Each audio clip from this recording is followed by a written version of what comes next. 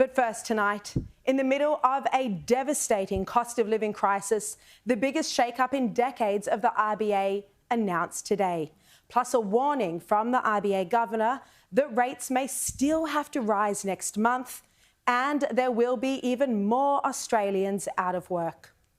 RBA boss Phil Lowe is fighting to stay in his own job ahead of an Albanese government decision in the next fortnight about whether to replace him. In this context, the RBA Governor justified why he'd raised rates so aggressively and why it's so important to lower inflation, currently at 5.6%.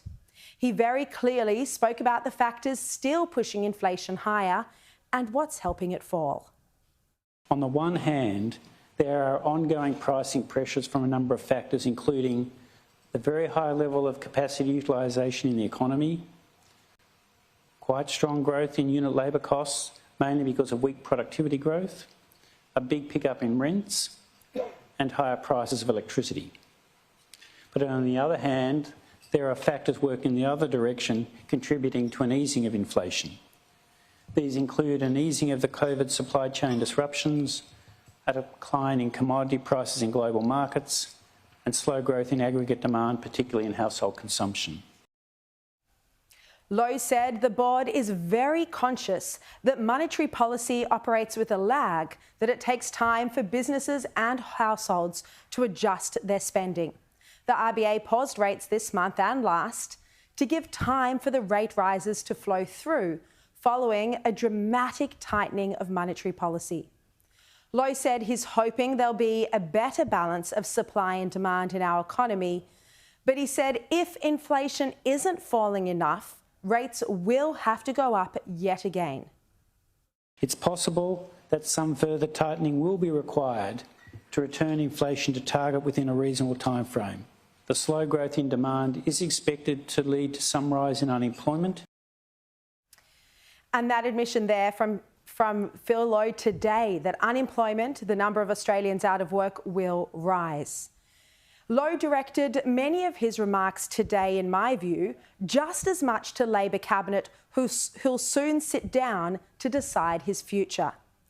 Many economically illiterate Labor MPs have been highly critical of how aggressively the RBA has raised interest rates, even though it's clearly been necessary with inflation this high. A failure to raise rates would lead to entrenched inflation, an even higher unemployment figure than forecast, and a deep recession. And this may all still unfold. But today, Philip Lowe spelled out in the plainest terms just why he's had to raise rates to tame inflation and why inflation is so corrosive. It erodes the value of people's savings. It makes it harder for businesses to plan, and it makes it harder for them to invest, and inflation worsens income inequality. And if high inflation were to become entrenched in people's expectations, it would be very costly to reduce later. Treasurer Jim Chalmers today confirmed he'd be taking a recommendation about Lowe's own future and a potential replacement to Cabinet very soon. A decision will be made before the end of the month. Soon I'll be taking to Cabinet my recommendation for the appointment of the Governor of the Reserve Bank. I don't want to front run or preempt the timing or the nature of that conversation with my colleagues. This is a decision for the Cabinet to take on my recommendation. This is one of the biggest appointments that the government will make. It's a big job and it's a big call, and I'm approaching it in a methodical and measured and considered and consultative way. It's no coincidence that Lowe's speech today came at this critical point in time for his own future. Lowe made a pitch for how he can take the RBA forward during our worst cost of living crisis in decades. The RBA, which, as you know, has raised interest rates 12 times in the last 14 months, will undergo a shake-up to ensure more transparency and accountability. Lowe announced 10 changes to how the RBA will operate from February next year. He said the number of RBA board meetings will be cut to 8 from 11, 4 of the meetings will be on the first Tuesday of February, May, August and November. The remaining 4 will be midway between those meetings. A press conference will be held after every interest rate decision at 3:30 in the afternoon. And while the RBA meetings will be less frequent, they will last for longer. And board members can attend internal staff policy discussions ahead of these board meetings. And here's Lowe commenting on some of these changes. From next year, the board will meet 8 times a year rather than 11 times as is currently the case. 4 of those meetings will be on the first Tuesday of February, May, August and November, and the other 4 meetings will be held midway between those meetings. The board meetings will be longer than is currently the case. They'll typically start on the Monday afternoon and then continue on the Tuesday morning.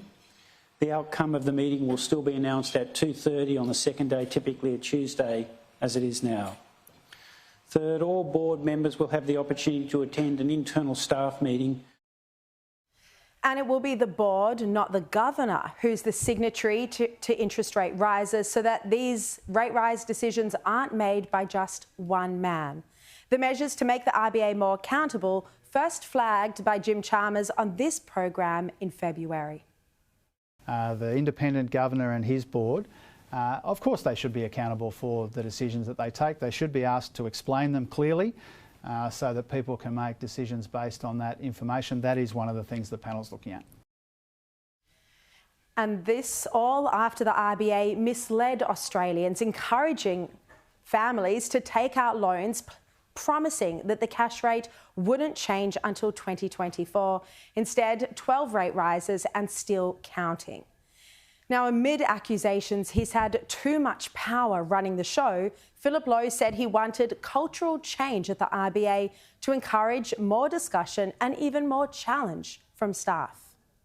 The leadership goals that apply to all managers to make it very clear that they're expected to create an open and inclusive environment where staff can share ideas in an open and constructive way. In addition, a comprehensive 360-degree feedback process for all senior leaders will be introduced in the year ahead, and we're exploring deeper and more consistent leadership training. But there's now concern from the opposition that if Labor does dump Lowe, this will send a message to future governors that the RBA isn't truly independent. And it's a point Liberal Senator Andrew Bragg made today in a statement, and he'll join me on the show to talk about this shortly. But the rising cost of living is starting to cause political pain for the Albanese government, which promised to ease these pressures during its election campaign. It's all about cost of living. Cost of living. The cost of living. Cost of living. Cost of living. Cost of living. The cost of everything is going up. Cost of living. Cost of living. Cost of living. Cost of living. Cost of living. Cost of living. The cost of living. Cost of living. Cost of living pressures. And since then, during that election campaign, as you know, the cost of living is exorbitantly higher than it was. The Treasurer today sought to reassure Australians that Labor does care about the tough times they're facing. This after 2 polls showed support for the Albanese government had taken a nosedive. Now, we've been speaking nightly about how families are being forced to take on extra jobs to make ends meet.